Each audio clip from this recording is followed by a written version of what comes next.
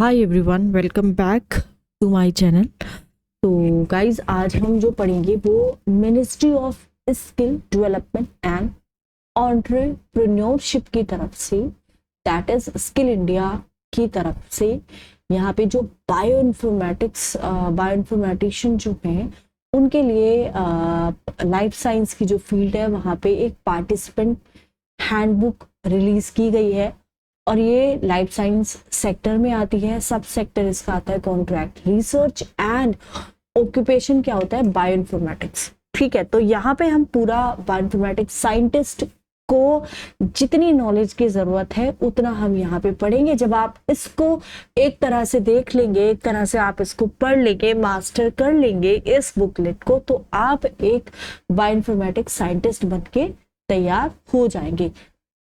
Trust me, ये series बहुत अच्छी होने वाली है। ये हमारे प्रधानमंत्री श्री नरेंद्र मोदी जी की तरफ से एक इनिशिएटिव है जहाँ पे वो स्किल जो है प्रोवाइड कर रही है यूथ को, ताकि जो एम्प्लॉयमेंट है, एम्प्लॉयमेंट रेट हमारी कंट्री का काफी बढ़ जाए। तो उसके बाद हमें क्या होता है, ये इसकी तरफ से एक सर्टिफिकेट भी हमें मिलता है, qualification pack, national occupation standards. It is issued by life science sector skill development council for skilling content participant handbook. So यहाँ पे जॉब रोल जो रहेगा वो रहेगा बायोइन्फॉर्मेटिक्स साइंटिस्ट, एंड यहाँ पे रहेगा इसका क्वालिफिकेशन का। ठीक है, तो यहाँ पे हम चलिए देखते हैं। ओके, सो इसको ये इतना इम्पोर्टेंट नहीं है, हम सीधा अपना लेक्चर शुरू करते हैं। सो गाइज, यहाँ पे हम देखते हैं टॉपिक क्या क्या पढ़ेंगे orientation for bioinformatics occupation, life science का क्या ओवरव्यू है, लाइफ साइंस इंडस्ट्री का, इन regulation applicable to bioinformatics scientist, bioinformatics scientist का रोल क्या है, इसकी जो रिक्वायर्ड स्किल्स है, नॉलेज क्या क्या है। फिर डेटा की सोर्सेज के बारे में पढ़ेंगे, डेटा इंपोर्ट करने के तरीके सीखेंगे, डेटा टाइप्स सीखेंगे, मेटा डेटा के बारे में पढ़ेंगे, डेटा प्रोसेसिंग फंडामेंटल के बारे में पढ़ेंगे, data cleaning and normalization, data exploration, summary statistics, dimension reduction and visualization, hypothesis testing and prescriptive actions, basic data structures and algorithm, advanced data structures and technique, problem solving techniques, graph algorithm के बारे में पढ़ेंगे, basic graph concept and algorithm, graph traversal and shortest path, minimum spanning trees and greedy algorithm, string algorithm के बारे में पढ़ेंगे, pattern matching, fundamental approximate pattern matching, exact pattern matching and advance technique के बारे में हम यहाँ पे पढ़ेंगे। उसके बाद पढ़ेंगे हम न्यूरल नेटवर्क्स के बारे में, neural network fundamental, convolutional neural network, recurrent neural network and attention models के बारे में पढ़ेंगे, प्रोग्रामिंग फॉर डेटा साइंस के बारे में पढ़ेंगे, machine learning language consideration, object oriented programming and dynamic programming, stream processing for large data, application of the biology concept for visualization and evaluation. Then we will study about fundamentals of biological data analysis, drug discovery development, molecular analysis and visualization. So genome project and genetic studies के बारे में पढ़ेंगे, gene regulation and molecular biology के बारे में पढ़ेंगे, application of the proteomics concept for visualization and evaluation, proteomics research by applying fundamentals concept, scientific competence and research publication के बारे में पढ़ेंगे। इसमें हम ये 3 टॉपिक पढ़ने वाले हैं। सो गाइस, बिना टाइम वेस्ट किए हुए चलिए हम यहाँ पे अपना लेक्चर शुरू करते हैं। सो Unit 1.1 Overview of Life Science Industry and Regulation applicable to bioinformatics scientists, role of bioinformatics scientists and its required skills and knowledge, ये सब यहाँ पे हम पढ़ने वाले हैं। की लर्निंग आउटकम्स होंगे, हम हमारे एक्सप्लेन करना में life science industry, various domains क्या है बायोइन्फॉर्मेटिक्स ऑक्यूपेशन के लिए, ऑर्गेनाइजेशनल स्ट्रक्चर के बारे में एक्सप्लेन करना है, एम्प्लॉयमेंट बेनिफिट्स के बारे में क्या क्या है लाइफ साइंस इंडस्ट्री में, रेगुलेटरी फ्रेमवर्क को एक्सप्लेन करना है, rules and regulation applicable for bioinformatics in the life science industry, role को एक्सप्लेन करना है बायोइन्फॉर्मेटिक्स साइंटिस्ट का, जो इंक्लूड करता है required skill set, knowledge as per qualification pack and its career path. So, Unit 1.1 Overview of Life Science Industry and Regulation applicable to bioinformatics bioinformatics scientist. So life science की industry के बारे में अगर हम बात करें, लाइफ साइंस इंडस्ट्री एनकम्पास करती है, इसमें ब्रॉड रेंज ऑफ सेक्टर आते हैं। देखिए, जो फोकस करते हैं स्टडी किसका, लिविंग ऑर्गेनिजम्स का एंड बायोलॉजिकल सिस्टम का। लाइफ साइंस में होता ही है ये कि लिविंग ऑर्गेनिजम्स के बारे में पढ़ाया जाता है या स्टडी की जाती है, एंड जो बायोलॉजिकल सिस्टम है उसके बारे में यहाँ पे रिसर्च होती है। तो इसमें बहुत सारी सब फील्ड आ जाती है, जैसे pharmaceutical, biotechnology, medical devices, health care, agriculture and environmental science etcetera. Primary goal की अगर हम बात करें लाइफ साइंस इंडस्ट्री का, ये है कि इनको ह्यूमन की जो हेल्थ है उसको इम्प्रूव करना होता है, क्वालिटी ऑफ लाइफ को एनहांस करना होता है, और जो भी इकोलॉजिकल एंड एग्रीकल्चरल चैलेंजेस आते हैं उनको एड्रेस करना होता है साइंटिफिक रिसर्च के थ्रू, इनोवेशन के through and development of new products and technology के थ्रू। तो यहाँ पे कुछ की कंपोनेंट्स है लाइफ साइंस इंडस्ट्रीज के, जैसे कि फार्मास्यूटिकल है, ये जो सेक्टर है यहाँ पे डिस्कवरी होती है, ठीक है। तो यहाँ पे डेवलपमेंट होता है, प्रोडक्शन होता है ड्रग्स का एंड मेडिकेशंस का, प्रिवेंट करने के लिए, ट्रीट करने के लिए, क्योर करने के लिए डिजीजेस को और जो मेडिकल कंडीशंस होती हैं उनको। उसके बाद आता है बायोटेक्नोलॉजी का। सो बायोटेक्नोलॉजी कंपनीज यूज करती हैं बायोलॉजिकल सिस्टम को एंड ऑर्गेनिजम्स को, ताकि जो नए प्रोडक्ट्स हैं वो डेवलप किए जाए, नई प्रोसेसेस को डेवलप किया जाए, जैसे कि biopharmaceuticals, genetic engineering and agricultural biotechnology. उसके बाद आता है मेडिकल डिवाइसेस। इस एरिया की अगर हम बात करें तो यहाँ पे डिजाइन एंड मैन्युफैक्चरिंग होती है मेडिकल इक्विपमेंट्स की, मेडिकल डिवाइसेस की, जैसे कि diagnostic tools, surgical instrument and prosthetics. Health care की बात करें तो यहाँ पे health care providers, hospitals, clinic part होते हैं लाइफ साइंस इंडस्ट्री के, जो पेशेंट की केयर पे फोकस करते हैं, डायग्नोस्टिक देते हैं, ट्रीटमेंट देते हैं। एग्रीकल्चरल साइंस की अगर हम बात करें तो agricultural biotechnology and related fields work करता है on improving crop, on yields, developing genetically modified organism, जिनको हम जीएमओ भी बोलते हैं, and enhancing agricultural sustainability.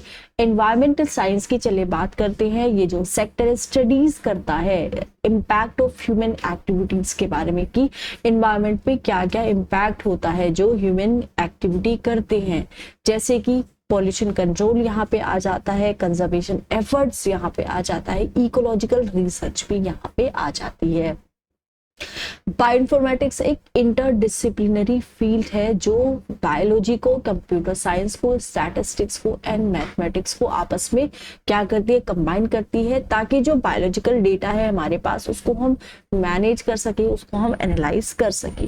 Crucial role play करती है लाइफ साइंस इंडस्ट्री में by providing tools and techniques, ताकि जो अवेयरनेस है वो हम बना सके vast amount of biological information के बारे में, जो बहुत सारी जो रिसर्च मेथड्स है उनके थ्रू हम जनरेट कर सके, जैसे कि genomics, proteomics and metabolomics. Bioinformaticians and professionals जो होते हैं बायोइन्फॉर्मेटिक्स की फील्ड में, उनके पास बहुत सारी रिस्पॉन्सिबिलिटीज होती है, जैसे कि डेटा मैनेजमेंट की अगर हम बात करें तो ये कलेक्ट करते हैं, स्टोर करते हैं, ऑर्गेनाइज करते हैं बायोलॉजिकल डेटा को, इंश्योर करते हैं कि ये इजीली एक्सेसिबल हो एंड सिक्योर हो। डेटा मैनेजमेंट, ठीक है, कलेक्ट कर लिया, उसको स्टोर कर लिया, उसको ऑर्गेनाइज कर लिया और ये इंश्योर कर लिया कि ये इजीली एक्सेसिबल है और सिक्योर है। डेटा एनालिसिस की अगर हम बात करें तो बायोइन्फॉर्मेटिशियंस जो होते हैं वो कंप्यूटेशनल मेथड्स को यूज करेंगे, बहुत सारे सॉफ्टवेयर होते हैं उनको भी यूज करते हैं, ताकि जो बायोलॉजिकल डेटा है उसको एनालाइज कर सके, राइट, उसको देख सके, जैसे कि डीएनए है, प्रोटीन की सीक्वेंसेस है, जीन एक्सप्रेशन पैटर्न है। जीन एक्सप्रेशन पैटर्न एक तरह का मतलब बताता है कि जो जीन है वो बायोलॉजिकल सिस्टम के अंदर कैसे अपने आप को एक्सप्रेस कर रही हैं, एंड स्ट्रक्चरल बायोलॉजिकल डेटा को यहाँ पे हम एनालाइज करते हैं। प्रेडिक्टिव मॉडलिंग के बारे में हम अगर हम बात करें, एल्गोरिथम को डेवलप करते हैं, मॉडल्स यहाँ पे डेवलप होते हैं, ताकि बायोलॉजिकल प्रोसेसेस को यहाँ पे प्रेडिक्ट किया जाए, जो पोटेंशियल ड्रग टारगेट्स है उनको आइडेंटिफाई किया जाए, और जो इंटरेक्शंस होता है बायोलॉजिकल सिस्टम के अंदर, बहुत जैसे आपस में जीन के साथ इंटरेक्ट कर रही हैं, प्रोटीन के साथ इंटरेक्ट कर रही हैं, तो जो भी इंटरेक्शन होता है ये सेलुलर लेवल पे, मॉलिक्यूलर लेवल पे, उसको यहाँ पे मॉडल्स के थ्रू जो है उसको प्रेडिक्ट किया जाता है, राइट। डेटाबेस डेवलपमेंट की बात करें तो यहाँ पे हम डेटाबेस को क्रिएट करते हैं, मेंटेन करते हैं, जहाँ पे बायोलॉजिकल इंफॉर्मेशन स्टोर होती है रिसर्च और रेफरेंस पर्पस के लिए।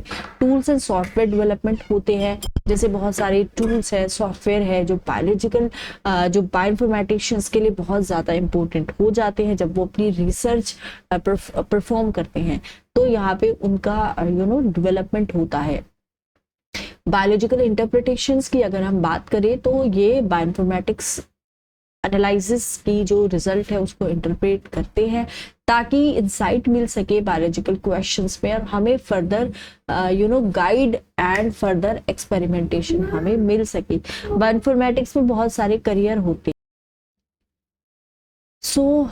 करियर की अगर हम बात करें तो बायोइन्फॉर्मेटिक्स एक इंटरडिसिप्लिनरी फील्ड है जो बायोलॉजी, कंप्यूटर साइंस, मैथमेटिक्स को आपस में कंबाइन करती है and data analysis skill sets को, ताकि जो बायोलॉजिकल डेटा है उसको मैनेज किया जा सके, उसको इंटरप्रेट किया जा सके। बहुत ज़्यादा क्रूशल रोल यहाँ पे ये प्ले कर देती है जीनोमिक्स में, ट्रांसक्रिप्टोमिक्स में, प्रोटियोमिक्स में, एपिजेनेटिक्स में, मॉडिफिकेशंस में and other biological research areas में। अगर आप इंटरेस्टेड है बायोइन्फॉर्मेटिक्स में अपना करियर परस्यू करने के लिए, तो आपके यहाँ पे बहुत सारे सेवरल एक्साइटिंग ऑप्शंस आ जाते हैं, जैसे बायो इन्फॉर्मेटिशियंस या फिर उनको हम कंप्यूटेशनल बायोलॉजिस्ट भी बोलते हैं। मोस्ट कॉमन करियर ऑप्शन है बायोइन्फॉर्मेटिक्स की फील्ड में। ये जो बायोइन्फॉर्मेटिशियंस होते हैं डेटा एनालिसिस पे वर्क करते हैं, एल्गोरिथम डेवलपमेंट पे वर्क करते हैं, सॉफ्टवेयर टूल्स क्रिएशंस पे वर्क करते हैं, एंड ये डीएनए को एनालाइज करते हैं, आरएनए प्रोटीन सीक्वेंसेस को एनालाइज करते हैं और रिसर्चर्स की हेल्प करते हैं ताकि कुछ मीनिंगफुल कंक्लूजन वहां से ड्रॉ किया जा सके लार्ज डेटा सेट से। अगर हम बात करें बायोस्टैटिशियंस के बारे में तो ये स्टैटिस्टिकल एनालिसिस पे फोकस करते हैं बायोलॉजिकल डेटा के। They design experiments, develop statistical models and interpret करते हैं रिजल्ट्स को, ताकि जो रिसर्चर्स हैं उनकी हेल्प की जा सके make data driven decision. Biostatisticians critical है क्लिनिकल ट्रायल्स में, एपिडेमियोलॉजी में and other areas of medical research में। जीनोमिक डेटा एनालिस्ट यहाँ पे बन सकते हैं। उसके बाद आता है जीनोमिक डेटा एनालिस्ट।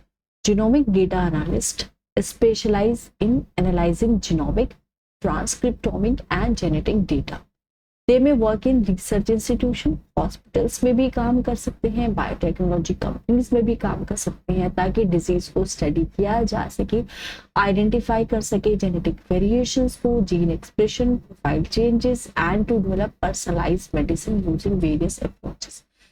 फार्माकोजेनोमिक एनालिस्ट की अगर हम बात करें, ये प्रोफेशनल्स वर्क करते हैं at the intersection of genomics and pharmacology.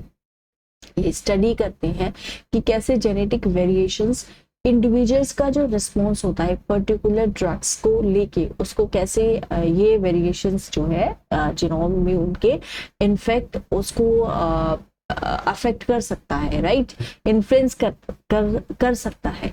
तो ये हेल्प करते हैं to tailor medication prescriptions for patient. Pharmacogenomic analyst क्या करते हैं, उनके जो जेनेटिक जो वेरिएशंस है उसके हिसाब से ही ये जो मेडिकेशंस है, मेडिकेशन प्रिस्क्रिप्शंस है पेशेंट्स के लिए, उसको टेलर करते हैं। स्ट्रक्चरल बायोइन्फॉर्मेटिशियंस की बात करें तो ये प्रेडिक्ट करते हैं, एनालाइज करते हैं 3D स्ट्रक्चर्स को, बायोलॉजिकल मॉलिक्यूल्स का, जैसे प्रोटीन, न्यूक्लिक एसिड, कंट्रीब्यूट करते हैं ड्रग डिस्कवरी में, प्रोटीन इंजीनियरिंग में एंड मॉलिक्यूलर इंटरैक्शंस को अंडरस्टैंड करने में। क्लिनिकल बायोइन्फॉर्मेटिशियंस की देखिए अगर बात करें तो क्लिनिकल बायोइन्फॉर्मेटिक्स ब्रिज करते हैं gap between bioinformatics and clinical practice. Health care sectors में वर्क करते हैं, डॉक्टर्स की मदद करते हैं, रिसर्चर्स की मदद करते हैं जीनोमिक डेटा को इंटरप्रेट करने में, डायग्नोज करने में, ट्रीट करने में जेनेटिक डिसऑर्डर्स की, and they basically help to figure out the driver mutations किसी भी जो डिजीज में है। System biologist system biologist study करते हैं कि कैसे बहुत सारे जो कंपोनेंट्स होते हैं बायोलॉजिकल सिस्टम के, जैसे genes, protein and metabolites interact करते हैं to understand complex biological processes. Use करते हैं कंप्यूटेशनल मॉडल्स को to simulate and analyse these system. Data scientist की बात करें, with focus on bioinformatics, apply their skills in data analysis, machine learning and artificial intelligence to biological data set. Help करते हैं in extracting valuable insight and predictive models from the biological data. Bioinformatics software developer की बात करें तो ये professional होते हैं जो सॉफ्टवेयर को क्रिएट करते हैं algorithm tailored for bioinformatics analysis. ये बायोलॉजिस्ट के साथ क्लोजली काम करते हैं ताकि user friendly applications and existing जो टूल्स हैं उनको इम्प्रूव किया जा सके। उसके बाद आते हैं फिर बायोइन्फॉर्मेटिक्स रिसर्चर। सो ये टिपिकली एकेडेमिया में वर्क करते हैं या फिर रिसर्च इंस्टीट्यूशन में ये कंडक्ट करते हैं रिसर्च बहुत सारे बायोलॉजिकल एस्पेक्ट्स पे जिस पे डेटा अवेलेबल नहीं है टिल डेट, एंड कंट्रीब्यूट करते हैं some novel finding to the scientific community. Bioinformatics educator, they have passion for teaching, pursue their career in academia or education institution where they can educate and train the next generation and of bioinformaticians. Bioinformatics consultant की बात करें, provide करते हैं specialised bioinformatics services to various client, जैसे कि pharmaceutical companies, health care organisation, research project. They may work independently और as part of consulting firm.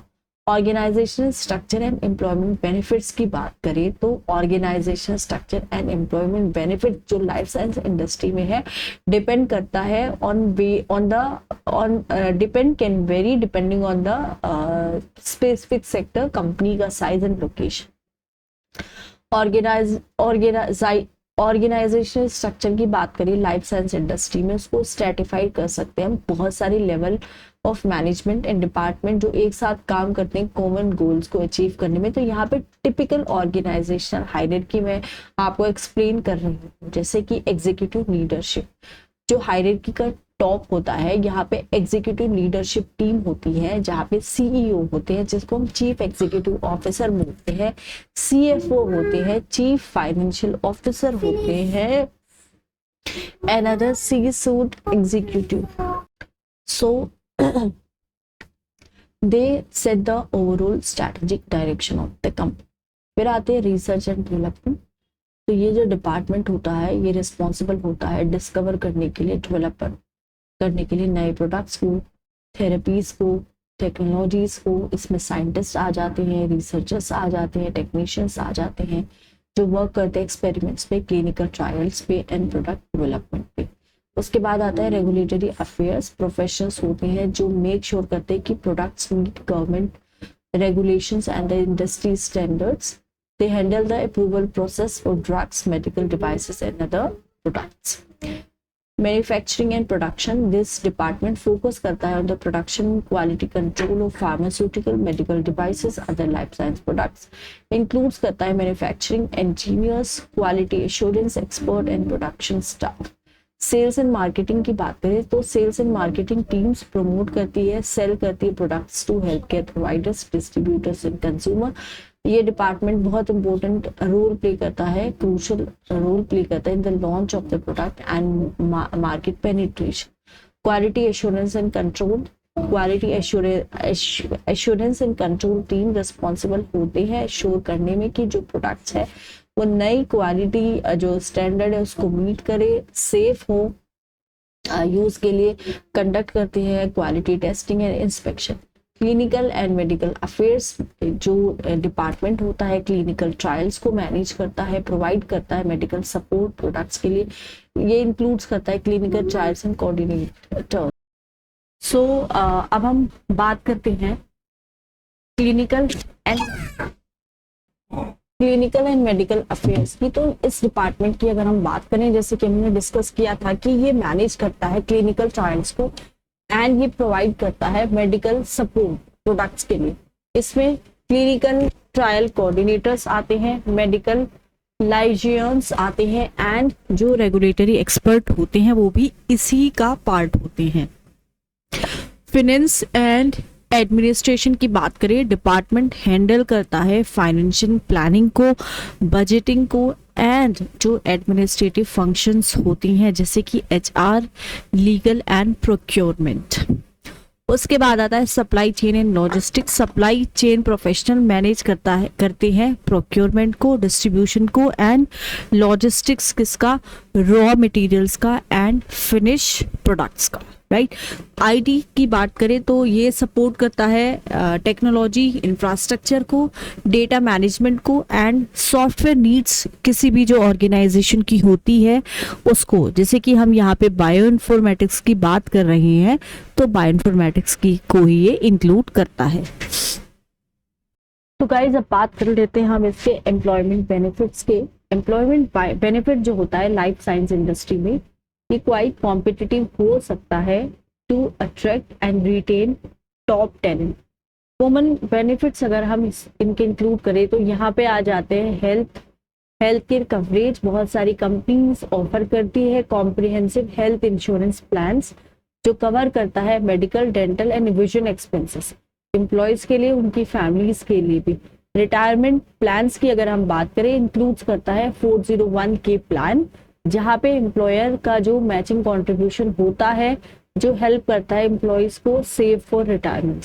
उसके बाद आता है paid time of. Employees typically receive करते हैं paid vacation days, holidays and sick leave. Bonuses and incentives की बात करें तो कुछ पोजीशंस जो होती है इंडस्ट्री में एलिजिबल हो सकती है फॉर परफॉर्मेंस बेस्ड बोनसेस और स्टॉक ऑप्शंस। प्रोफेशनल डेवलपमेंट की बात करें, कंपनीज प्रोवाइड कर सकती है अपॉर्चुनिटीज को for further education, training and career development to enhance employees skills and knowledge. Flexible work arrangements होते हैं। कुछ ऑर्गेनाइजेशन है जिसे ऑफर करता है flexible work schedules, remote work option और compressed worksheet. Employ assistant programme provide करता है काउंसलिंग सपोर्ट एम्प्लॉयज के लिए जो जिनको कुछ प्रॉब्लम होती है, जैसे वर्क रिलेटेड चैलेंजेस है या फिर कुछ पर्सनल अगर उनके पास प्रॉब्लम है। उसके बाद आता है वेलनेस प्रोग्राम। बहुत सारे लाइफ साइंस कंपनीज प्रमोट करता है एम्प्लॉयज की well being through wellness program, fitness facilities and health initiatives. उसके बाद आ जाता है ट्यूशन असिस्टेंट। कुछ कंपनीज ऑफर करती है फाइनेंशियल असिस्टेंस एम्प्लॉयज के लिए जो परस्यू करते हैं एडवांस डिग्रीज और certifications related to their field. उसके बाद आता है ट्यूशन असिस्टेंट। कुछ कंपनीज है फाइनेंशियल असिस्टेंस देती है एम्प्लॉयज के लिए परस्यूइंग एडवांस डिग्री और सर्टिफिकेशन अपनी फील्ड से related. Stock purchase plan, employee के पास अपॉर्चुनिटी होती है जहां से वो कंपनी का स्टॉक खरीद सकते हैं डिस्काउंटेड रेट। उसके बाद आता है यूनिट 1.2 रोल किसका, बायोइन्फॉर्मेटिक्स साइंटिस्ट का, और उसके लिए उसको रिक्वायर्ड नॉलेज की और स्किल की जरूरत, कौन कौन सी स्किल्स चाहिए, कौन कौन सी नॉलेज चाहिए। So by the end of this unit participants will be able to understand the skills and knowledge required by bioinformatics scientists. So we are discussing here role of a bioinformatics scientist and required skills and knowledge as per qualification pack and its career path.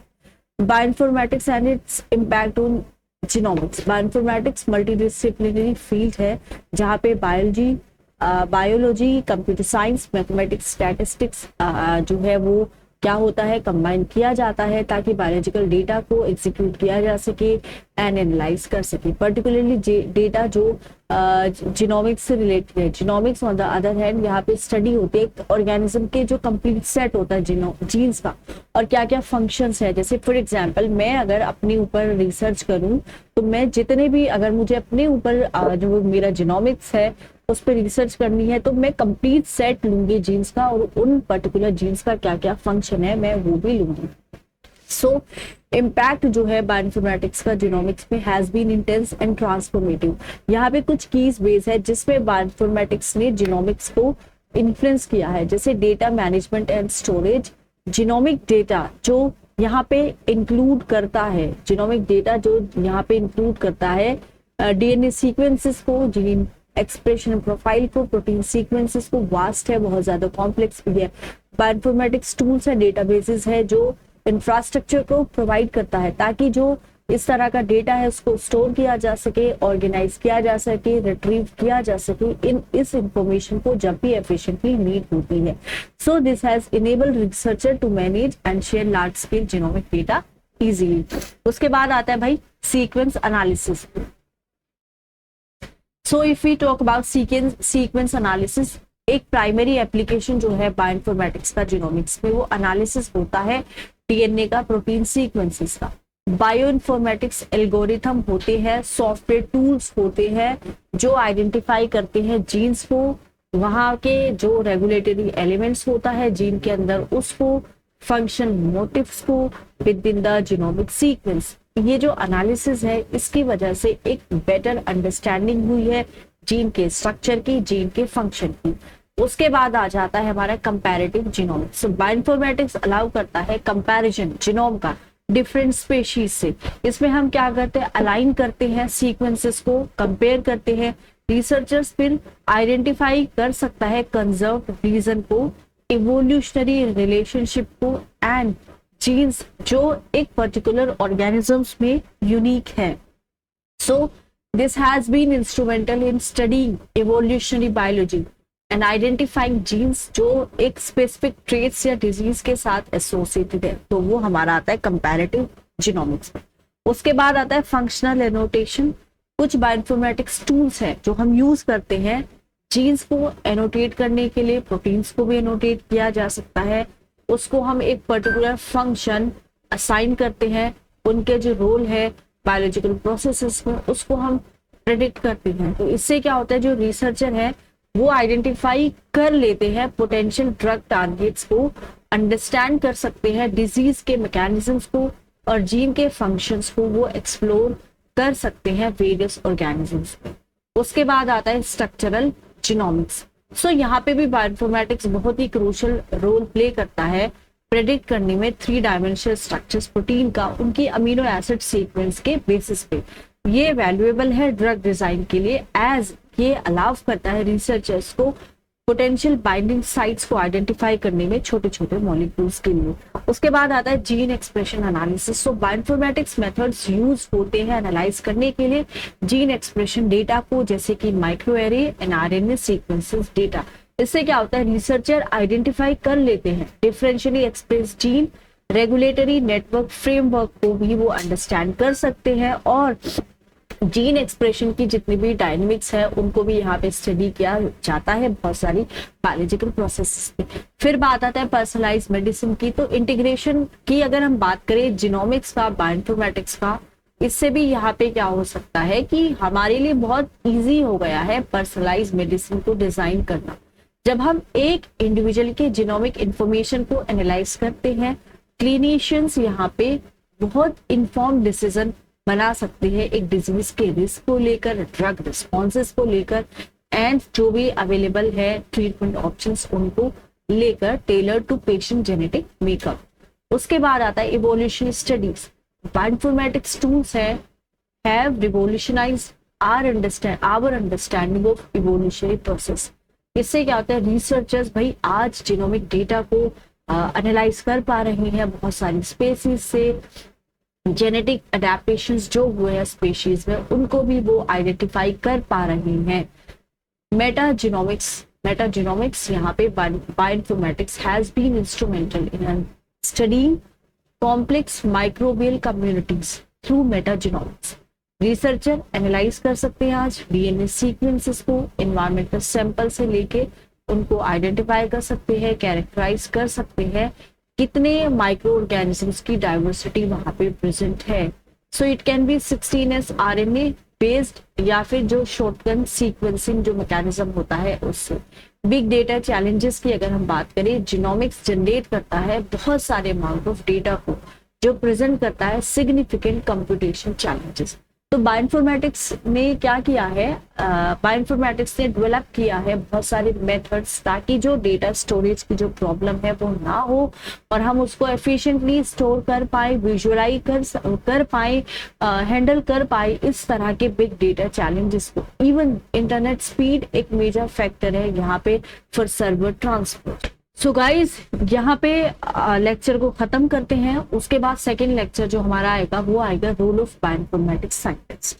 ठीक है, आपको अगर lecture पसंद आ रहा है like करना ना भूले, ज्यादा से ज्यादा लोगों को के साथ इसको शेयर करें और चैनल को सब्सक्राइब किए बिना तो मत जाना। आपका एक लाइक एक सब्सक्रिप्शन मुझे मोटिवेट करता है इस तरह के कंटेंट बनाने के लिए। तो प्लीज जो है आप इस तरह का जो मेरा कंटेंट है उसको आप लाइक जरूर करें। Thank you so much.